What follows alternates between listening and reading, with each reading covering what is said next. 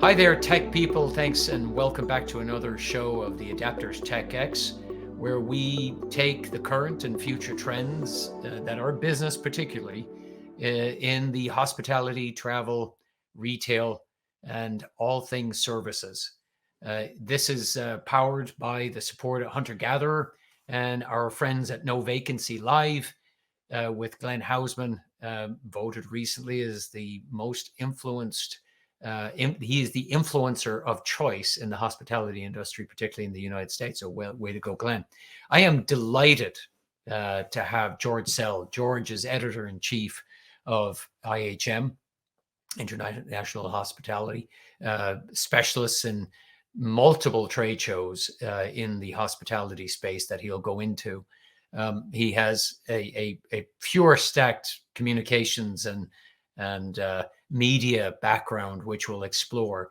But equally, one of the headline shows is the Service Department Summit, as well as now moving on and rebranded into a completely different thing called Urban Living Festival, which brings together alternative accommodation spaces and all the ecosystem that supports that: co-living, co-working, the tech side of that, the services side of that, the property side of that.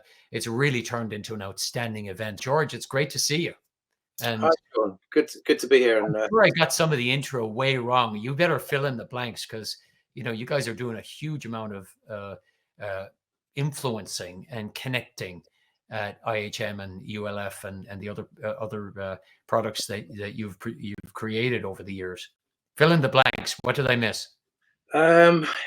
You didn't miss a huge amount, but thanks for your kind introduction. Yeah. So International Hospitality Media is an incarnation of what used to be called boutique hotel media, which will give you a little bit of a clue as to where we've come from. I work with my business partner, Piers Brown, and the way the company has grown and evolved is that we were spotting gaps in the market for events, for very tightly focused niche hospitality events that weren't being served here in the UK and in Europe. So we launched an event when Piers was on a visit to Miami to visit a trade show for the fractional ownership property sector. And he noticed that I think the next event that was happening in the venue there was a conference solely for the boutique hotel space. So we did a bit of research when he got back and saw that there wasn't an equivalent event here in Europe. So we launched it. And the next event to come along was the Service Department Summit, which you know a good deal about, as you were instrumental in that from your time at Bridge Street. And what we've done since launching those events is to kind of do things the other way around from most events and publishing companies. So we launched the events first, and then we launched B2B news, online B2B news platforms, as a way to have a year-round dialogue with the audience for those events. I think most publishers start a publication and then they launch an events program to complement it, but we've always done it the other way around, and so far it's worked. We've also added awards programs. So we've got the Service Department Awards.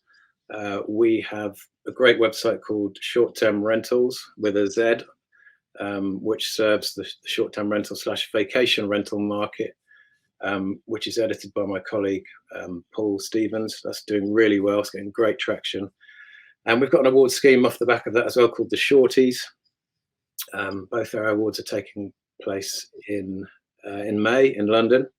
But I guess the most significant thing that we've done is we were starting to see a lot of convergence, a lot of blurring of asset classes. We were getting stories and press releases that were suitable to be run across all our websites, not just one. And that made us really question the whole idea of having lots and lots of niche publications and events, because that wasn't the way that hospitality and travel was going. It's interesting to listen to how you've adapted to that, and clearly it's constant adaptation, right? As the story Yeah. keeps changing, you keep developing products. What I certainly appreciate, and I've been fortunate enough to be a judge on that, and obviously we're talking about tech here, is you have dedicated a section to an award around the tech platforms. Yeah. Uh, and how those tech platforms have evolved. In some respects, I kind of think of you as an enablement for startups, but it hasn't been that. What do you, in what you reward for, and what you see the judges rewarding for, particularly, and you're covering a lot of categories between, short stay accommodation, boutique hotels, service apartments, alternative accommodations. What he's seen is the connecting the dots in tech.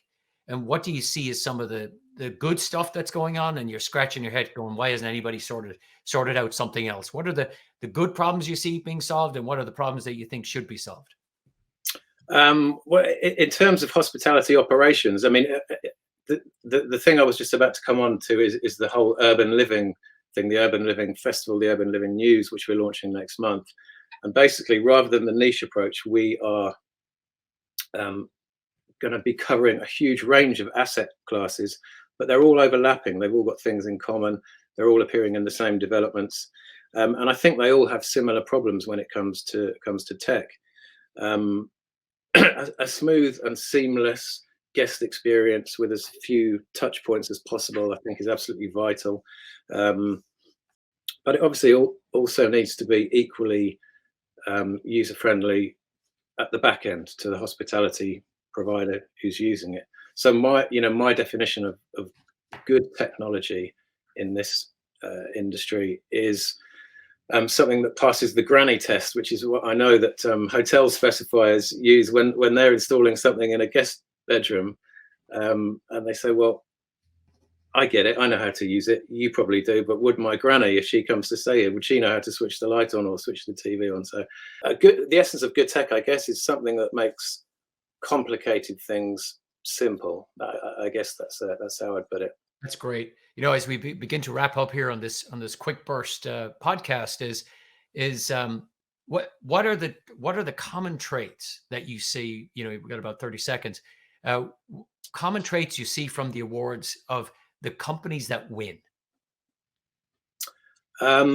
Well, I guess they translate to their entries the essence of what I was just talking about there, in that they can succinctly explain what their product or service does, rather than just bombarding the judges with a lot of jargon, which leaves them scratching their heads and thinking, I'm not sure I understand what I'm reading here. So, translating what the product does into a way that makes it easy for the judges to get their heads around it and evaluate it, I guess. Yeah, it's as simple as that. If you can make it easy for the customer to understand and the employee to understand, it probably will translate into how somebody will judge your award. Yeah, I mean, it's amazing how you connect those dots, isn't it? George, thank you. I know this is short burst. Thank you for taking the time to come on the show, and equally Sure. all the hard work that you and peers and your team puts into the effort that goes into making a show work, but equally connecting the community so that we can all continue to learn and hopefully adapt and expand. So thank you for that. It's great been having you on. The next phase of the show will be the long version. So we'll show that to you and make it accessible to you on YouTube and other channels, including Spotify as well as iTunes. I'd like to thank our friends over at Hunter Gatherer and No Vacancy for being a great supporter and making these shows come alive.